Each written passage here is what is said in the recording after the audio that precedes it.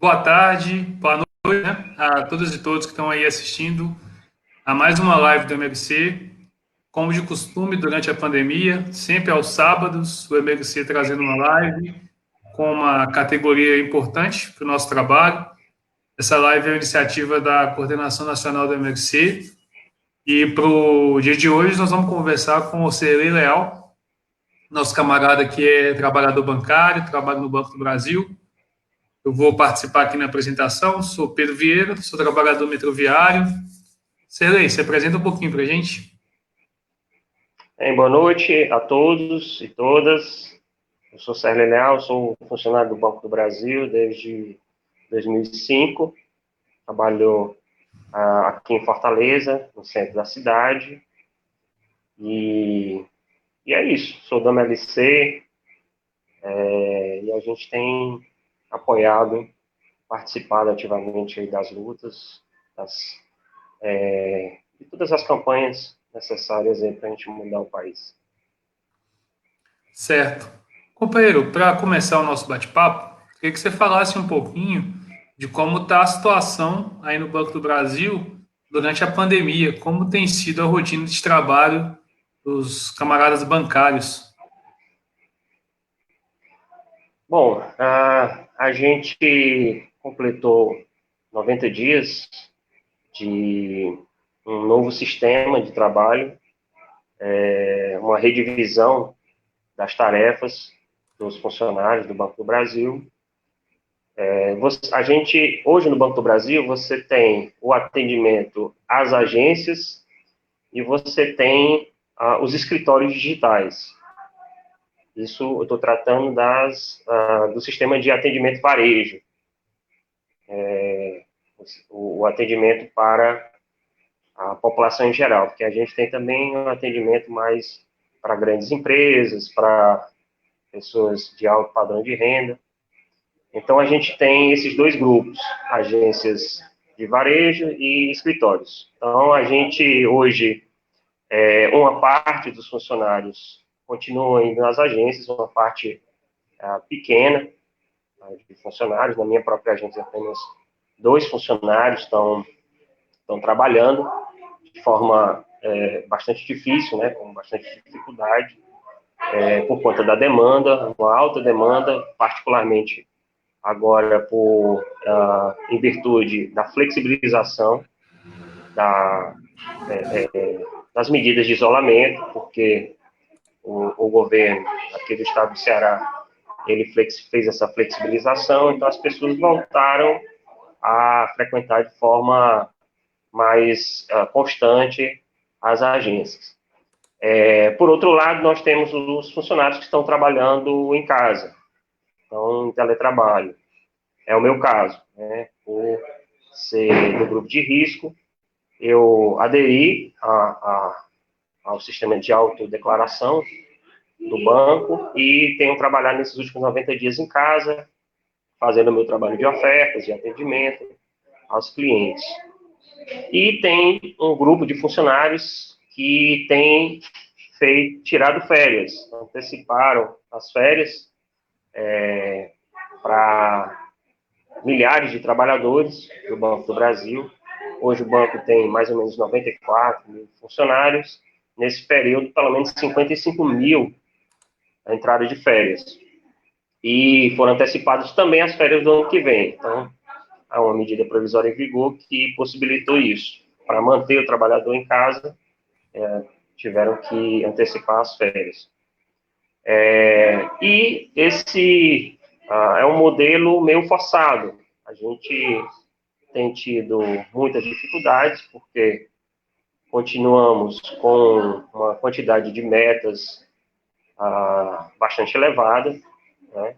uma cobrança, né? Um rigor continua na cobrança das metas, embora tenha havido uma flexibilização, mas ela continua assim, fora das condições normais de atendimento e de mercado que a gente vivencia hoje. Né? Os funcionários a maior parte deles tem bancado sua própria estrutura, né? Utilizam seu próprio computador, pagam a sua própria internet para poder trabalhar. E os funcionários da agência têm realizado apenas atendimentos emergenciais, alteração de senhas, algum problema, saque emergencial, né? Os saques emergenciais têm sido uma demanda muito grande para os atendimentos às agências. Companheiro, a gente vinha também conversando aqui antes, que durante esse processo aí de pandemia, mas anterior a isso, né, a situação de trabalho da turma parece que estava bastante complicado, né? Tem uma ameaça de aumento da jornada de trabalho, você vinha dizendo até da possibilidade de adotar o teletrabalho em definitivo, né? Mesmo após o fim da pandemia. Se você pudesse dizer um pouco para nós sobre essas possibilidades, acho que seria importante. Bom, o sistema de teletrabalho, ele é muito limitado no Banco do Brasil, ainda. A gente, como eu falei, existe esse sistema no varejo, nós temos esse sistema de escritórios. O sistema de escritórios digitais, eles atendem por telefone, por WhatsApp, por um sistema de chat, e esses escritórios cresceram muito, inclusive em volume de atendimento, por conta do processo de digitalização que a gente vem vivendo, né, vem vivenciando.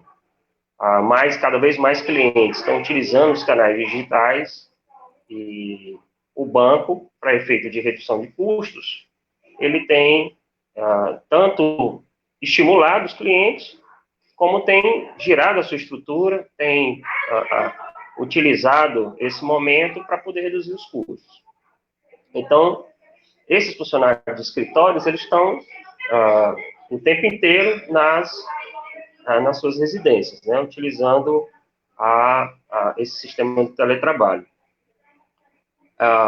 Pelas circunstâncias que nós estamos vivendo, que nós temos percebido, é que houve uma queda no volume, naturalmente, né, de negócios das agências, mas, por outro lado, houve uma redução dos custos das agências e desses escritórios. Então, há uma tendência, que é uma tendência que já vinha ocorrendo, ela não é uma tendência nova. Ele é um processo que a gente já tem vivido há bastante tempo.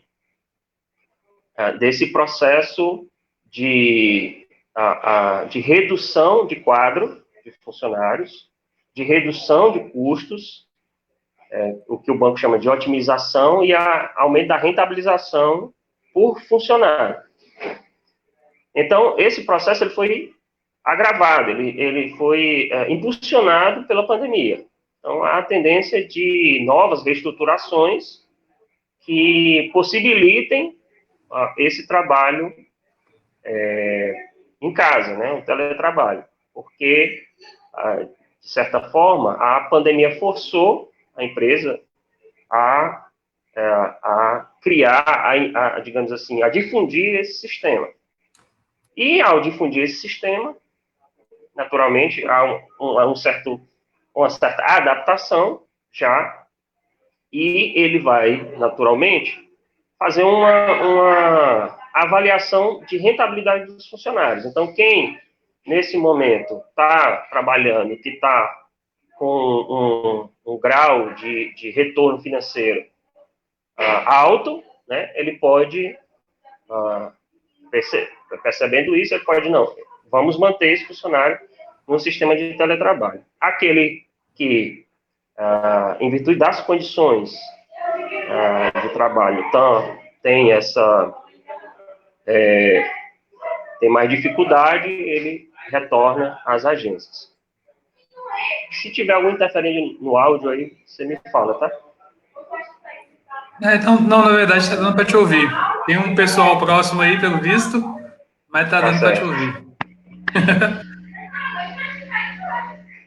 E- Já começou Não, aqui, viu? Já começou. Por favor, silêncio. tá certo. Então, dando sequência no papo, cara, você tinha comentado também que existe uma possibilidade grande, porque a gente já ouviu falar recentemente aí naquela reunião ministerial, ficou evidente que existe uma onda de ataques aos bancos públicos, né? Se você pudesse falar um pouco disso, seria legal. Mas uma coisa que me chamou a atenção é que você disse que uma onda de demissão nos bancos privados também, né? Então, se você pudesse abordar um pouquinho esse tema, acho que seria importante. Bom, como eu falei, o sistema financeiro, como um todo, ele está entrando nesse processo, numa nova fase de redução do quadro funcional para redução de custos e aumento da rentabilidade por funcionário, por conta desse sistema de digitalização. Então, por exemplo, o Itaú acredita que até 2030, por exemplo, vai fechar 40% das suas agências físicas. E essa também é uma tendência de todos os outros bancos. Então, fechar a agência significa demitir funcionários. A Santander já avisou que nos próximos meses, já está em estudo um novo sistema, um processo de demissão em massa. Assim como o Bradesco também. E o Banco do Brasil, os programas, nós tivemos há um ano e meio, o último programa de aposentadoria e incentivo à aposentadoria, e de lá para cá nós não tivemos nenhum concurso público. E os funcionários estão se aposentando e o quadro está reduzindo, né? O Banco do Brasil chegou há 4 anos atrás a ter 110, 112 mil funcionários, hoje está em 92, eu acho que 94 mil funcionários. E a tendência é isso, reduzir ainda mais, né, esse quadro de funcionários. E como não há reposição por concurso público, então há um acúmulo maior de trabalho, um aumento do estresse, uma sobrecarga de trabalho para os funcionários que irão ficar fazendo as suas funções. Na última vez que o banco solicitou ao Ministério da Economia um concurso público, o ministro da Economia, Paulo Guedes, informou que o Banco do Brasil tinha vários colegas que estavam de licença.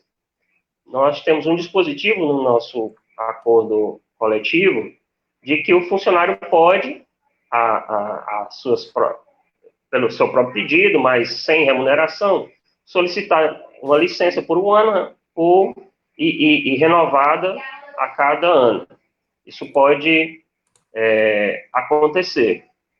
E nós tínhamos, nesse caso, 4 mil colegas que estavam nessa situação e foram obrigados a retornar. Os que não quiseram mais trabalhar nas agências, né, na estrutura do banco, foram obrigados a pedir demissão. Então, tiveram que solicitar a demissão, porque o governo alegou que não iria fazer concurso público para o banco. Então, é um processo do sistema, né, um processo do sistema capitalista, ou seja, as empresas, os bancos querem cada vez mais lucros, cada vez mais rentabilidade, aproveitam essa mudança digital, essa transformação, que eles chamam de transformação digital, quando uma parte grande do volume de negócios vai ocorrer nos meios digitais, ou no sistema de autoatendimento, para poder reduzir as agências físicas, ou para criar escritórios. E, portanto, aumenta a quantidade de trabalho por funcionário. Então, é uma tendência que os bancos estão afirmando, a tendência do mercado bancário no Brasil. Uma redução drástica da quantidade de agências físicas. Ou, se não reduzir, se não fechar, o Banco do Brasil, há 3 anos atrás, fechou 400 agências. E foi um processo de reestruturação. E a tendência é ou fechar ou reduzir drasticamente o tamanho dessas agências, né, para se tornarem agências muito pequenas, com poucos funcionários, apenas para demandas de contingência, sem aquela agência bancária que você tinha 30, 50, né, tem agência aqui no Ceará, aqui em Fortaleza, que uma agência tem, então isso não existe mais. É algo que não ocorrerá mais. É um processo de enxugamento, é um processo de aumento de sobrecarga de trabalho, é a utilização de cada vez mais sistemas digitais, o teletrabalho e a utilização de redes para poder realizar o atendimento, e tudo isso em favor do lucro dos acionistas, fundamentalmente. Certo, camarada. Só lembrando aí a quem está vendo a live, que a gente vai também responder as perguntas que surjam aí no chat. O companheiro de Minas Gerais, Mochu, já deixou uma pergunta. A gente vai, no final, fazer um bloco de respostas. Se mais alguém tiver alguma dúvida, pode mandar aí no chat. O nosso companheiro Arley Costa, que é bancário, está lotado no Banco do Brasil, na Caixa Econômica, ele não pôde participar, teve problema na internet. Então, para hoje, nós vamos com o Serlei respondendo a todas as perguntas aí e ajudando a gente a entender um pouco a situação da categoria. Uma coisa que chamou a atenção, pelo menos para mim, é que, acho que no mês de março, né, ou abril, não lembro, o governo anunciou um apoio de 1,2 trilhões aos bancos durante esse período da pandemia, né? Mas tem sido muito pouco o apoio aos trabalhadores e tudo, né? E também um anúncio de recordes e recordes, né, de lucro nos bancos privados. Então, como você encara essa situação? Você que é trabalhador de banco, trabalha no banco público, enfim, como você enxerga essa situação toda? Bom, eu queria primeiro, para quem está nos assistindo, explicar o funcionamento rapidamente de um banco. Talvez a gente não tenha noção. O banco, ele tem uma função de intermediação financeira. Você que tem dinheiro, você vai no banco e deposita e solicita ao banco. Na verdade, você deposita com o estímulo de que você tem que aplicar. Então, você abre uma poupança, você faz um fundo de renda fixa, você adquire uma previdência privada, você aplica no mercado de ações, que é um mercado de alto risco. Então, o banco utiliza o seu dinheiro como captação. Ele capta o seu dinheiro e lhe dá para uma taxa de rendimento sobre esse valor que você aplicou. Ele pega esse dinheiro, esse valor que os poupadores têm, e ele empresta. Então, o banco ele não empresta dinheiro dele, ele empresta dinheiro dos correntistas. Então, ele paga, remunera para quem tem e empresta para quem não tem. Resultado, você capta um valor e oferece uma taxa, por exemplo, anual da poupança, que hoje deve estar 4% ao ano, mais ou menos, 4%, 3,5%, 4% ao ano, e empresta a uma taxa de, se for 5% ao mês, 60% ao ano. Então, você dá ao poupador apenas 4% ou 5% e empresta a 60%. Então, é o que a gente chama de spread. É a diferença entre o que o banco capta de recursos para o percentual que ele empresta. Então, nós temos aí uma diferença de, se for a uma taxa de 5%, que é mais ou menos a taxa que é cobrada nos créditos direto ao consumidor, os CDCs, você tem uma diferença de 55%. Então, isso é o spread. O nosso spread é o segundo maior do mundo. Segundo, já foi feita uma pesquisa pelo NEC e só perde para o spread de Madagascar. né? O Madagascar tem um spread maior do que o nosso.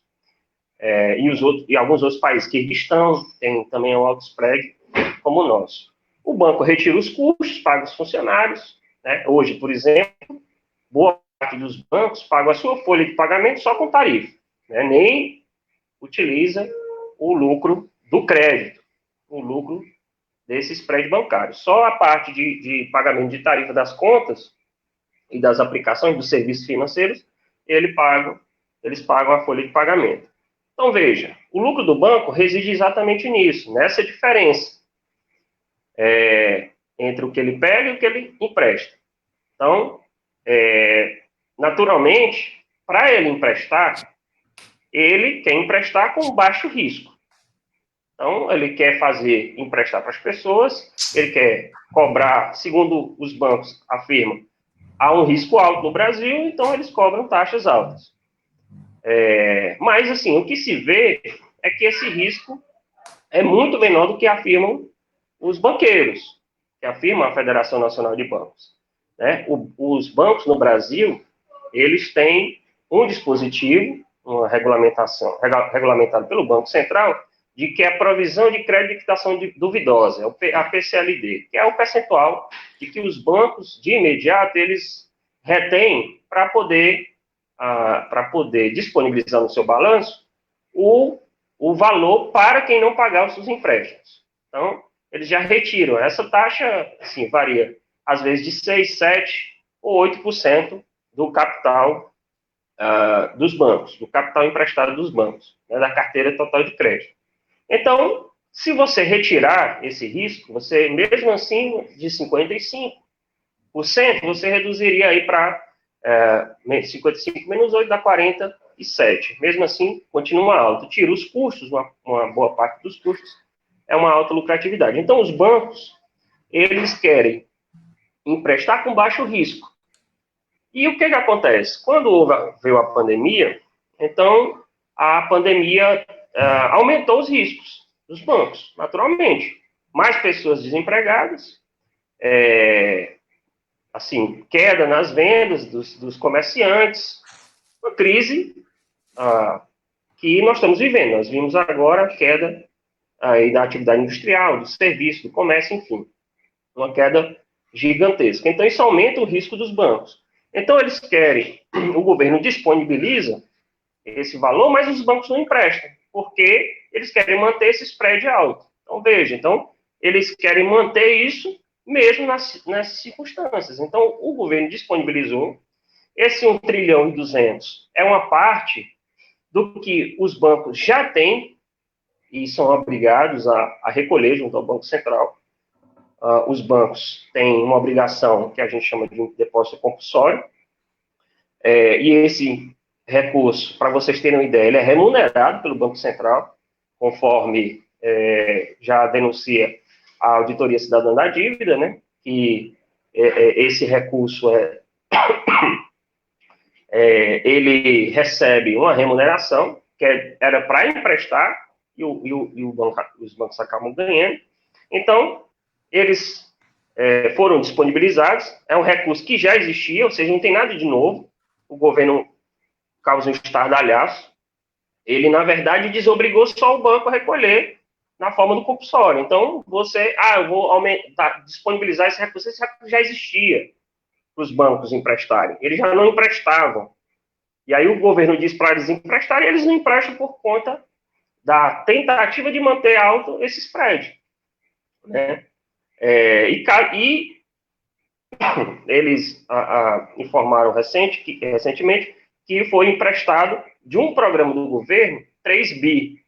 Né? 3 bi é uma quantidade de dinheiro que é um dia de empréstimo do sistema financeiro. Então, não representa absolutamente nada. Né? Para vocês terem uma ideia, só a carteira de crédito do Banco do Brasil é de 563 bilhões de reais. Ou seja, 3 bilhões é algo irrisório diante da necessidade. Né? A gente vê que o próprio auxílio emergencial, quantos bilhões as pessoas precisam para poder sobreviver. Então, por que eles não emprestam? Por conta da sanha de lucro. Né? Então, eles não querem eles acreditam que isso é colocar o sistema em ameaça, mas não é verdade. Não é verdade. Agora o governo disponibilizou uma linha para os microempreendedores, isso já tem 60 dias, não é regulamentado, apenas os bancos públicos vão aderir, a Caixa e o Banco do Brasil vão aderir, e o governo está dando 80% de garantia no fundo de aval que chama Fundo Garantidor de Operações, o FGO. Então, só os bancos públicos vão operar para poder atender a necessidade dos pequenos e micro e pequenos empreendedores, micro e pequenas empresas. Então, na verdade, os bancos não fazem isso, não emprestam com essa sanha, né? Digamos assim, digamos assim, na verdade é quase desumano, né? Ou seja, as pessoas precisando de recursos abaixo, juros baixos, e os bancos com dinheiro entupido de dinheiro, podendo emprestar e não emprestam, porque querem manter altas taxas de juros, que no nosso país não caiu. Ora, veja, a taxa Selic hoje é 2,25%. É a menor taxa da história, e mesmo assim os bancos continuam cobrando taxa de 4,5%, 5% ao mês. Ao mês. Né? Emprestando a esse nível de taxa. Juros que, por exemplo, de empréstimos consignados em folha de pagamento, que são empréstimos com baixíssimo risco, baixíssimo, porque são de funcionários públicos ou de funcionários que têm carteira assinada por algumas empresas, se cobra taxa de 1,5%, 2%, né? Ou 2,5% ao mês. Ou seja, quase a taxa do ano da Selic. Então, é um absurdo, né? É um absurdo que, se depender dos bancos, os pequenos comerciantes, os trabalhadores, os funcionários públicos vão passar maus bocados nos próximos meses, infelizmente. Certo, camarada. Responder aqui a pergunta do Mochuca, acho que tem um pouco a ver com os assuntos que a gente já tratou. O companheiro pergunta: há algum perigo de privatização do Banco do Brasil? Desde há muito tempo, como o companheiro Serlei disse, essa otimização, maximização dos lucros e da precarização, o Banco do Brasil tem cada vez mais ficado mais atrativo para o mercado privado. Bom, né? Eu vou responder isso sobre dois aspectos. O primeiro, que esse processo de privatização, e eu acho que não é só do Banco do Brasil, dos bancos públicos, ele não vai se dar como foi a tradição no final da década de 90. Não há, na minha avaliação, mais um sistema de privatização de leilões, né, como aconteceu naquela época, né, como aconteceu com a Companhia Vale do Rio Doce, a CSN, né, eu acho que me parece que é uma tendência não só daqui, mas de vários países. Na verdade, não porque não se queira, mas porque os consórcios capitalistas eles precisam de garantias maiores para poder realizar. O Banco do Brasil já foi oferecido para o mercado norte-americano, na verdade o Bank of America. 2 vezes já o ministro da Economia ofereceu o Banco do Brasil para o Bank of America. Ainda não teve uma resposta tão boa, né, como ele esperava.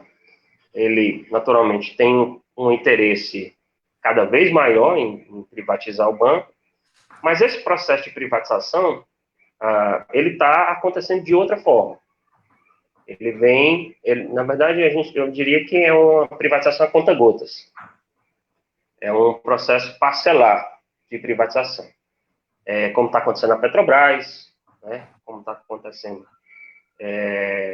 no Banco do Brasil, como algumas outras empresas, o próprio Serpro, né, que tem tem tido a data prévia, você vai preparando um terreno, você vai modificando a estrutura da empresa para poder vender. Então, por exemplo, o Banco do Brasil, ela é uma empresa estatal, mas ela hoje, o governo ainda tem 50,1% das ações do Banco do Brasil.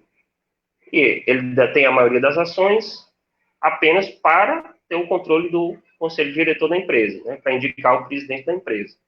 O restante já é da iniciativa privada, do mercado de ações, né? O Banco do Brasil tem a participação, ele é uma holding, né? Uma empresa que possui várias outras empresas, né? O Banco do Brasil possui a maior empresa de previdência privada da América Latina, né? Que é a Brasilprev, e, assim, um patrimônio, é o maior patrimônio hoje do Banco do Brasil, do ponto de vista de captação. O Banco do Brasil tem a BBDTVM, que é a empresa que administra os ativos que o Banco do Brasil compra. O Banco do Brasil ele tem um capital investido, por exemplo, na Friboi, na Oi, ou seja, ele compra ações dessa empresa e tem uma empresa específica para gerir esses ativos, né, que é a BBDTVM. Você tem a BB Cartões, você tem a BB Consórcio, você tem várias empresas que elas existem e, na minha opinião, é a partir daí que está se pensando no processo de privatização. É entregar, ou seja, você vai ratear a empresa, você vai separá-las e vender de forma parcelada. O Banco do Brasil agora entregou a BB Seguridade. A BB Seguridade já não é uma empresa mais com a maior parte das ações do Banco do Brasil. Ele vendeu essa participação nessa empresa chamada BB Seguridade, que é a empresa administradora de seguros, veículos, seguros de vida, né? Uma das empresas, inclusive, mais rentáveis. Né? É ainda a maior acionista da BB Seguridade, mas ela não detém a maioria das ações. Então, se ela não tem mais, ela hoje está mais ou menos aí com 35% a 36% das ações. Então, o perigo existe, ele já vem sendo, ele não tem acelerado por conta, na minha avaliação, da resistência, da rentabilidade do próprio banco, né, das condições também de venda da empresa.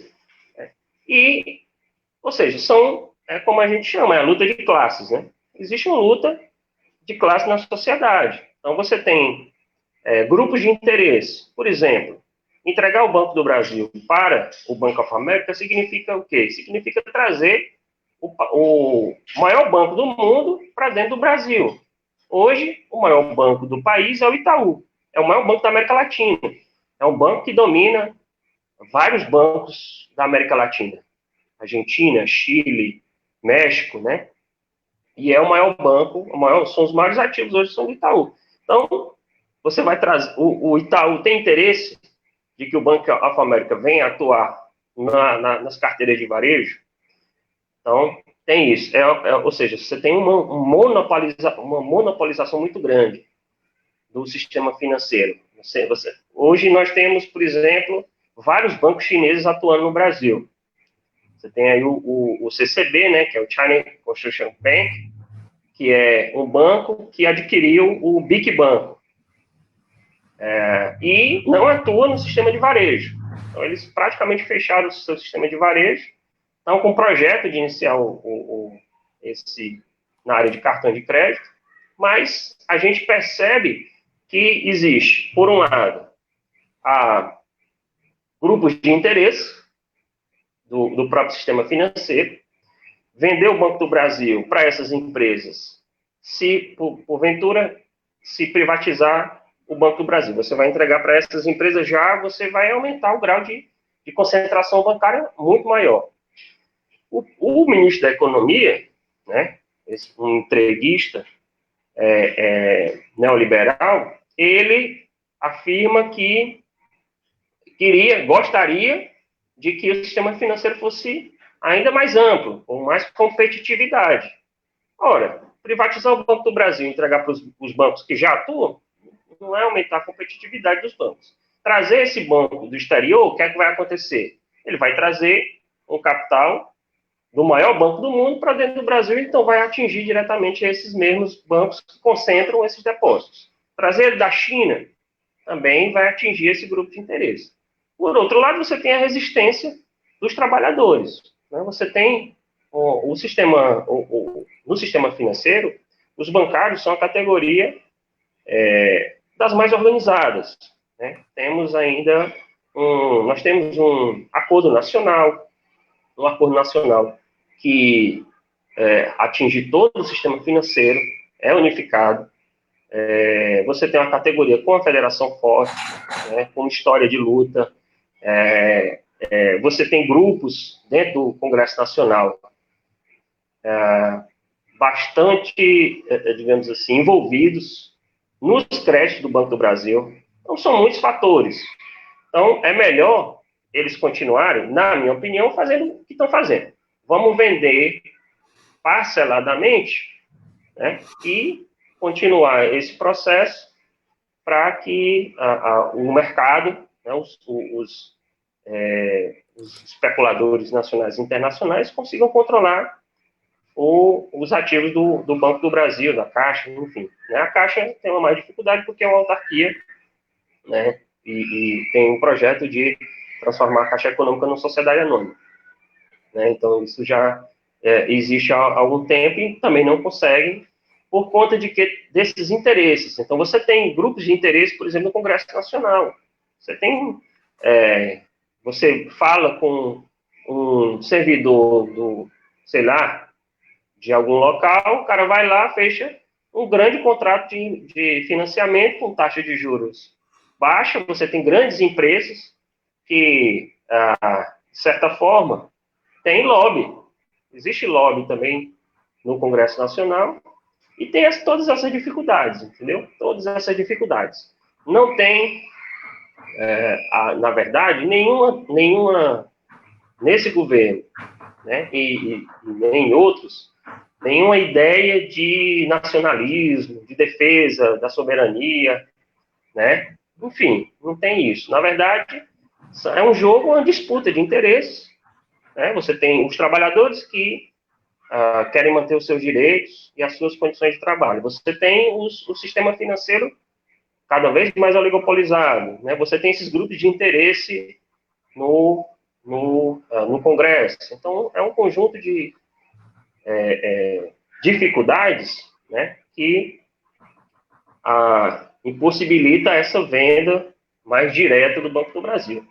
Assim, e tem outro fator, né, para concluir. Assim, qual a empresa no estrangeiro, o próprio banco vai comprar uma empresa estatal no Brasil nessas condições que está esse governo? Então, assim, mesmo que do ponto de vista capitalista, sinceramente, o cara olha para um governo como esse, diz que um governo não consegue gerenciar, não consegue nem ter ministro, não consegue trocar de ministro, um governo que tem acusado caso de corrupção, um governo que não tem compromisso e vive em pé de guerra com as instituições, tem ameaça de golpe, assim, né? Mesmo que seja um banco, o cara vai entrar aqui, não. Eu vou entrar sabendo que eu vou brigar com Deus e o mundo para poder gerenciar a empresa. Então, na cabeça também do capitalismo, do capitalista, dos grupos, dos consórcios, eles também precisam de certa estabilidade. Né? Você precisa ter uma certa estabilidade. A estabilidade do governo do PT impulsionou os bancos chineses no Brasil. A China comprou várias empresas através de seus bancos. Né? Hoje, é a principal detentora, por exemplo, da CPFL, né, que é a Companhia Paulista de Força e Luz. É uma empresa chinesa. Então,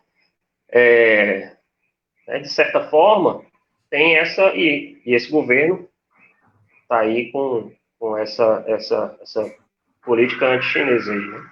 Então, do ponto de vista capitalista, tem essas dificuldades. Agora, se vierem e insistirem, vai ter resistência.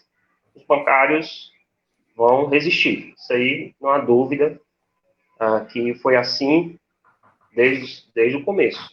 Os 200 anos que a gente já completou foi também de defesa do patrimônio do povo.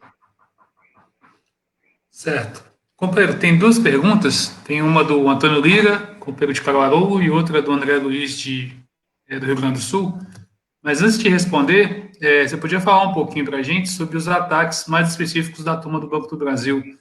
Parece que tem uma tentativa de mudança no plano de saúde, né? Um ataque que tem se projetado contra os trabalhadores. Se pudesse falar um pouquinho. E também tem a possibilidade de alteração na jornada de trabalho. Parece que tem uma mudança na redução, né? A escala de antes de 6 horas está ameaçada. Pudesse falar desses dois aspectos? Olha, assim, esse nosso acordo coletivo, nossa database é setembro, vai ser um desafio muito grande para a categoria bancária, porque a gente não tem a menor ideia do que está por vir, né? Há uma apreensão grande por conta do que ocorreu na própria Petrobras, da forma como a direção da Petrobras agiu com seus trabalhadores e a possibilidade de a gente ir a dissídio se o governo adotar a mesma política, né, de retirada de direitos, né? De certa forma, essa organização da categoria bancária lhe deu algumas conquistas, né? A nossa participação nos lucros e resultados, nossa jornada de 6 horas, não trabalhar aos sábados, né? E que os bancos já informaram, a Federação Nacional dos Bancos já informou que tem interesse na mudança da jornada de trabalho, da abertura dos bancos aos sábados. Então, para a Contraf, né, que é a nossa federação, isso só seria possível com contratações. Não é possível sem essa mudança. É o que eles chamam de adaptação à nova legislação, né? Adaptação do acordo coletivo diante das mudanças que já foram feitas. Então, há uma ameaça real e concreta, né, da nossa participação nos lucros, da nossa jornada de trabalho, da tentativa de trabalho aos sábados, que, vez ou outra, aparece um projeto de lei, né? A última vez nós conseguimos barrar, mas a possibilidade é concreta e real. A gente, no Banco do Brasil, tem passado por muita luta para defender o nosso plano de saúde, que é também uma conquista. O nosso plano de saúde ele é um plano dos funcionários do banco, né? A nossa Caixa de Assistência, a CACI. Ela é um plano autogestionário. Então, é um plano que o banco indica uma parte do seu conselho de administração e os funcionários indicam outra. Era no sistema de paridade. Então, a gente indica metade, o Banco do Brasil indica metade. O trabalhador paga, na verdade pagava, né? Houve uma mudança, a gente pagava o banco entrava com 1,5. E aí houve uma mudança, o banco reduziu essa participação e há uma tentativa de retirar do plano esse caráter de autogestão que ele tem, né? Houve uma proposta de mudança do estatuto, nós conseguimos impedir essa mudança, porque no estatuto da CACI, você só pode fazer uma alteração estatutária se 2/3 dos seus associados votarem a favor. Então, você tem que ter uma votação para isso. E o banco não conseguiu vencer, a gente conseguiu barrar. Mas houve outra tentativa, e o banco, a gente conseguiu alterar, não nas mesmas condições que ele tinha apresentado anteriormente, mas conseguiu alterar o estatuto, né, para aumentar a contribuição dos trabalhadores e dos ativos dos aposentados, mudar, criar um dispositivo que é um dispositivo que o banco ele tem o poder de barrar, né? Ele tem o poder de veto, esse dispositivo. Ele é um poder de veto nas reuniões, ou seja, mesmo que haja maioria, o dirigente do banco, indicado pelo banco, ele pode dizer, olha, isso aqui não passa, então ele tem o poder de veto. Então, eles conseguiram impor isso também, né? No plano de saúde. Isso tudo aconteceu, essas mudanças, porque o nosso plano de saúde foi se tornando um plano de saúde deficitário. Para vocês terem uma ideia, o nosso plano de saúde, até 2014, meados de 2015, ele era um plano que tinha em caixa R$1 bilhão, mais ou menos 1 bilhão, 1 bilhão e 200. De 2015 para cá, esse 1 bilhão que estava em caixa acabou, ou seja, ele era como se fosse uma poupança. Era uma poupança que tinha sido arrecadada nos últimos 50 anos, né, de gestão da empresa. Então, aí, de 2015 para cá, a gente não só gastou o que tinha em caixa, que tinha poupado, como todo ano o caixa da empresa ficou deficitário. Então, teve um déficit de 266 milhões em 2018, em 2017, aliás, e 277 milhões em 2018. Então, o que aconteceu? Chegou no começo do ano seguinte, a empresa sem conseguir honrar os fornecedores, e o banco teve que fazer um aporte. Chegou a fazer um empréstimo de 60 milhões de reais para a CACI, e depois, por pressão do movimento sindical, a gente conseguiu um aporte de 240 milhões para sanar a empresa, né? Sanar as finanças da empresa. E essas mudanças estatutárias, segundo o banco, é para melhorar o gerenciamento e impedir esses déficits, né? Por conta, segundo uma auditoria, o Banco do Brasil solicitou uma auditoria, a auditoria independente, né? O que aconteceu foi que houve um reajuste fora dos padrões inflacionários das despesas de saúde. Então, a gente teve muita despesa de exames, uma alteração drástica que ocorreu, segundo a auditoria, por conta dos próprios reajustes do sistema médico mesmo, as despesas maiores. E, em segundo lugar, foi um aumento da base de atendimento dos funcionários e aposentados, né? Só que, em uma análise preliminar do Conselho de Usuários da CACI, a gente percebeu que a maior parte dessas despesas se encontra no Sudeste, particularmente em São Paulo, né? Então, quase 60% das despesas da CACI se concentram naquela região, e dessas, 80% é em São Paulo, porque o custo da saúde de São Paulo é muito alto. Então, esses grandes hospitais privados, eles cobram muito caro para poder fazer exames e internações. Então, houve essa mudança do financiamento dos gastos da empresa. A empresa passou a ter, do plano, né? Passou de uma situação de superavitária para deficitária, e o banco não queria aportar recursos, foi obrigado a aportar, solicitou as mudanças, a gente não aceitou as mudanças. O que aconteceu? No ano passado, a ANS, a Agência Nacional de Saúde, interviu no plano por falta de liquidez. Passou um processo isso foi em outubro do ano passado. Passou aí, acho que uns 90 dias com intervenção da ANS, e o banco lançou, né? Na verdade, como se fosse a faca no pescoço, né? Então, disse o seguinte: olha, está em intervenção, a empresa a Caixa está nessa situação, vocês vão ter que aceitar essa mudança no estatuto.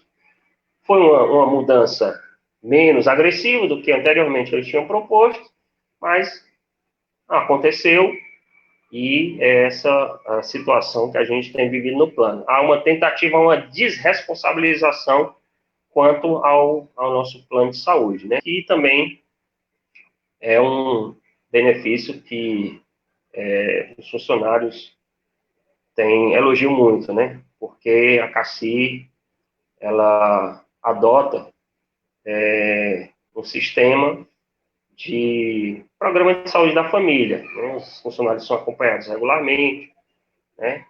Tem à disposição dos funcionários centro de acompanhamento, né? Todo semestre a gente faz o acompanhamento médico e tem um médico, né, para cada um grupo de funcionários, né, atendido pelo mesmo médico. E isso, na verdade, inclusive previne o gasto da empresa, né? Esse sistema diminui o custo, mas são alguns benefícios que a própria Caixa vai modificar. Por exemplo, retirando esses centros de atendimento que a gente tem mais regularmente, né? É isso, são muitas lutas, muitas pelejas, muitas batalhas que os bancários têm vencido, têm lutado, umas perdem, umas avançam, outras a gente perde, mas na esperança de que um dia a gente vai conquistar, de fato, por completo aí, o poder. Certo, companheiro.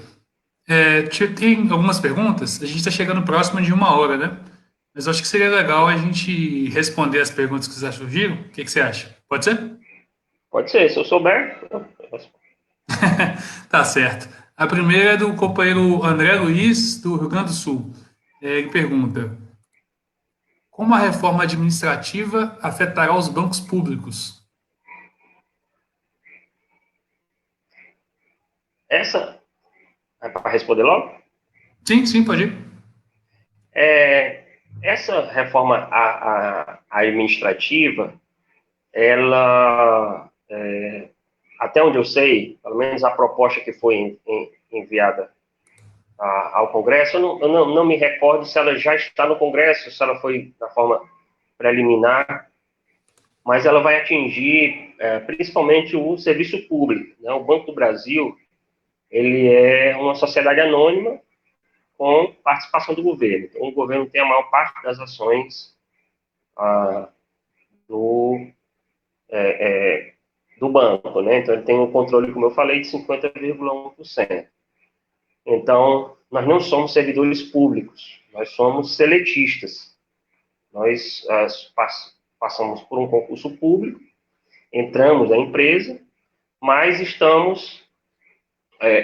somos regidos pela CLT, né? Pela Consolidação das Leis Trabalhistas, e por essa reforma que aconteceu. A diferença é que, para haver um processo de demissão do bancário, ele tem que passar por um processo administrativo,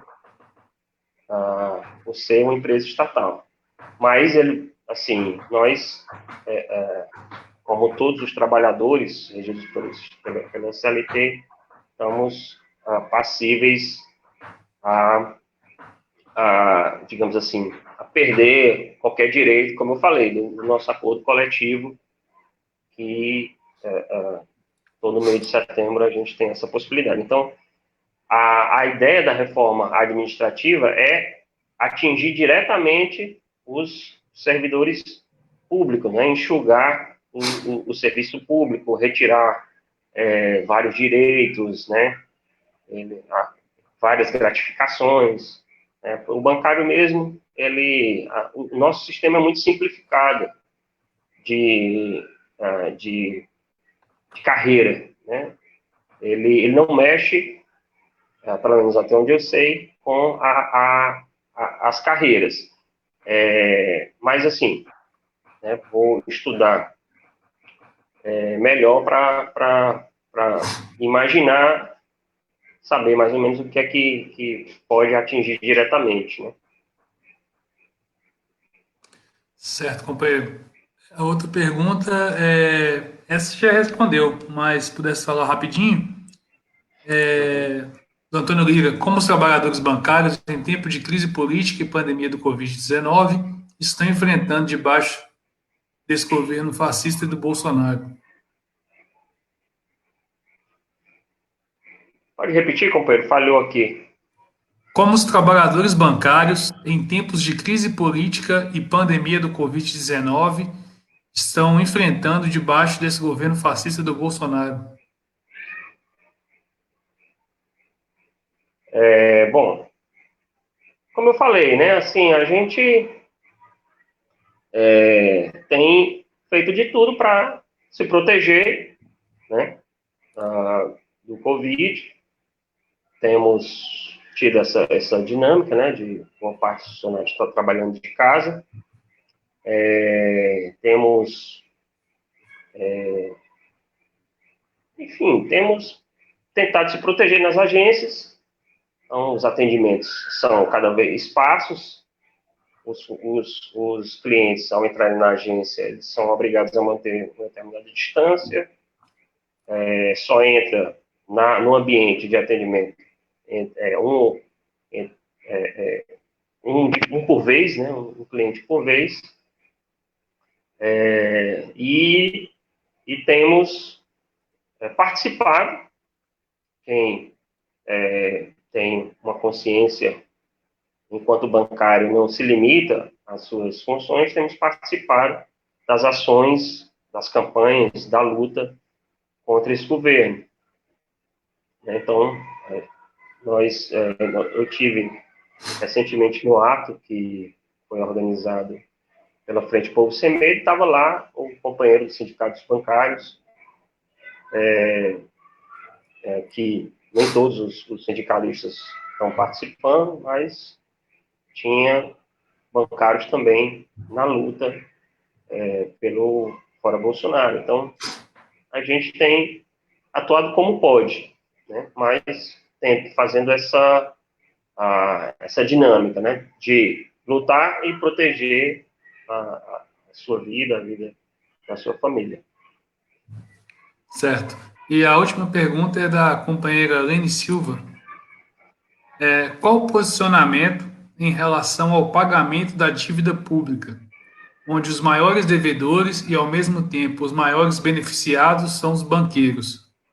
A categoria tem em sua bandeira de defesa o não pagamento da dívida pública, bem como a sua auditoria. Isso está em pauta entre os companheiros bancários aí? Bom, essa pauta é uma pauta pouco difundida dentro da categoria bancária, né? É estranho, mas é verdade. Até quando eu particularmente defendo, né, a auditoria e a suspensão do pagamento da dívida, há uma certa dificuldade das pessoas entenderem,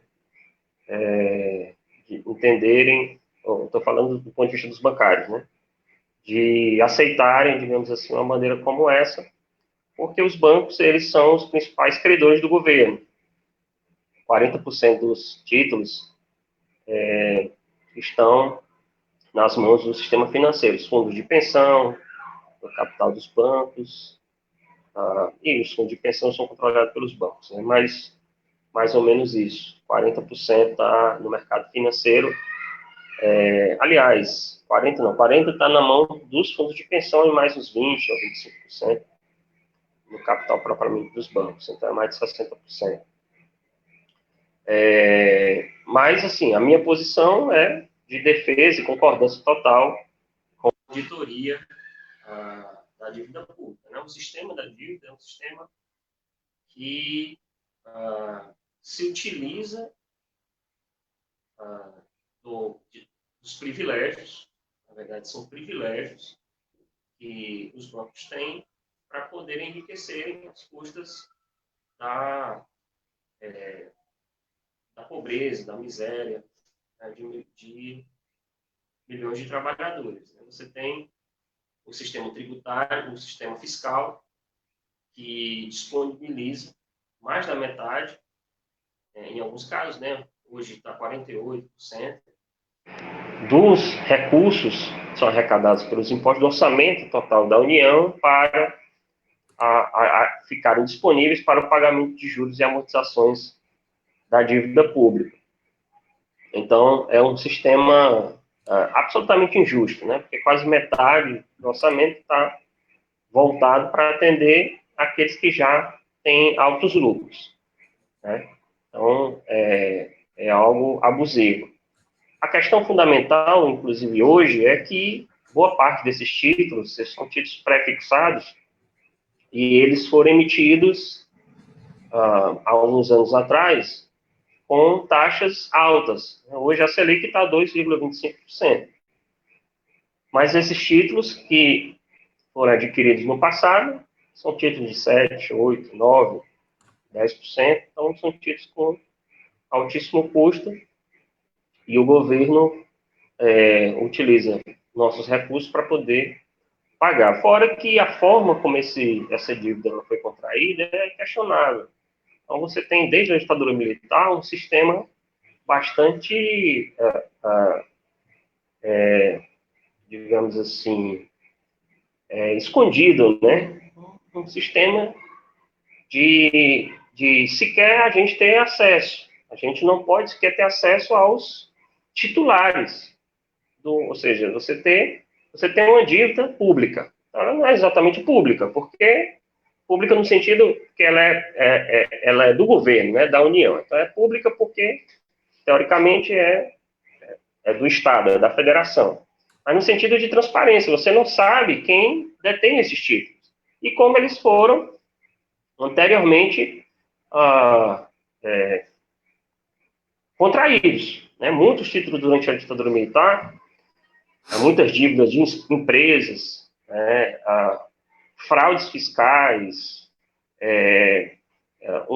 títulos com taxa de juros vinculada a taxas de correção monetárias internacionais foram utilizados para reajustar esses títulos. O resultado é que hoje, boa parte do que o governo paga é para a rolagem da dívida, o que é proibido, inclusive, pela Constituição.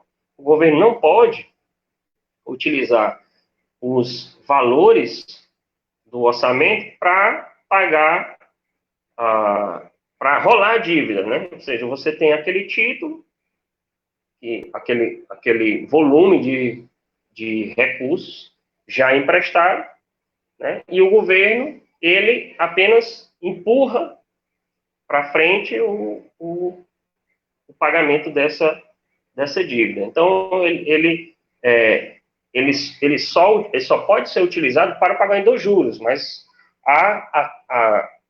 as amortizações que são de capital dessa dívida, parte delas não são usadas mais para a prorrogação dessa dívida. Como? Fazendo nova dívida. Você emite novos títulos e empresta esses títulos. E hoje, agora com a PEC da Covid, né, a PEC que foi aprovada, a PEC emergencial, o Banco Central pode adquirir agora esses títulos. Então, o que é que vai acontecer? O que aconteceu nos Estados Unidos. Então, o governo recomprou títulos que estavam na mão de empresas que estavam quebradas, eram títulos podres. Então, você compra esses títulos, limpa, digamos assim, os ativos dos bancos ou de algumas empresas, e esse passivo vai para o governo. Né? Então, é um sistema, né? Como a Auditoria Cidadã da Dívida afirma, é um sistema que é orientado, organizado para a utilização do recurso público, do orçamento da União, de retirar recursos da saúde, da segurança pública, retirar recursos educação para atender às necessidades de meia dúzia de grandes especuladores nacionais e internacionais. Então, eu preciso auditar, saber a origem e como o governo está gastando como está pagando esses títulos de uma dívida que só cresce, né? Hoje já são mais de 5 trilhões de reais, 80, está ultrapassando 80% aí do nosso PIB. Certo, companheiro. A gente bateu 1 hora e um pouquinho de live. Tem algum outro comentário, alguma coisa que você gostaria de dizer antes da gente encerrar? Ou isso aí? Eu queria agradecer, né, a todos, agradecer quem está aí nos assistindo bravamente nesse sábado de noite. Eu acho que nós, enquanto trabalhadores bancários, temos um desafio, mas não é um desafio só enquanto bancário, é um desafio enquanto trabalhador. Nós temos um governo que não representa os anseios, na verdade, é um desgoverno, é um governo fascista, é um governo que não tem nenhum tipo de compromisso com a classe trabalhadora, deixa claro isso em todos os momentos, em todos os ataques que faz. É um governo que está atolado em caso de corrupção, é um governo que está em volta de generais, hoje já são mais de 3 mil generais aí no governo, então está tomado por generais da reserva e da ativa, e é um governo que não tem nenhum rumo, não tem nenhum tipo de compromisso com o futuro do nosso país, com a classe trabalhadora. Vide aí os milhões de desempregados por conta da pandemia, e o governo não tem uma política, nenhuma política, né, a suspender os contratos para pagar o salário dos trabalhadores, mas não há nenhuma política de diminuição do desemprego, de abertura de frente de trabalho, de um programa de geração de emprego e de renda para o nosso país. Na verdade, os trabalhadores precisam se organizar, precisam se unir, precisam estarem juntos, né, se organizarem, né, para defender um novo país. Nós precisamos mudar esse país, construir um país que esteja à altura da nossa classe, à altura da classe trabalhadora. Aliás, dirigido, comandado pela classe trabalhadora. E para isso não precisa a gente medir as palavras, nós precisamos fazer uma revolução nesse país. A classe trabalhadora, seja bancário, seja metroviário, seja operário da construção civil, seja gari, né, seja trabalhador ferroviário, enfim, todos os trabalhadores da saúde precisam se unir nesse momento para impedir esse caos que está por acontecer. Fora, né, que precisa impedir esse golpe, ao mesmo tempo, naturalmente, impedir o golpe que está sendo planejado no país por esse desgoverno. Já é hora de a classe trabalhadora acordar, seja bancário ou qualquer outro, como já afirmei, e a gente derrubar esse governo e construir no seu lugar o poder popular, né, um governo popular, um governo a serviço dos trabalhadores. É isso. Muito obrigado, companheiro. Agradecer também a quem assistiu a live, quem ajudou a compartilhar. Todo sábado, então, o MLC está trazendo uma categoria para a gente discutir um pouco a situação. Aqui embaixo aí tá as nossas redes sociais, né? Então, Twitter, Instagram, Facebook, onde a gente anuncia as lives. E todos os materiais estão disponíveis também no nosso canal do YouTube. Então, se você não conseguiu assistir alguma das lives, você pode ver lá no nosso canal no YouTube. Camarada, muito obrigado pela disposição, pelas informações. Acho que foi muito bom, muito esclarecedor, assim. Agradeço muito. Grande abraço, camarada. Tamo junto. Viva a MLC. É nóis.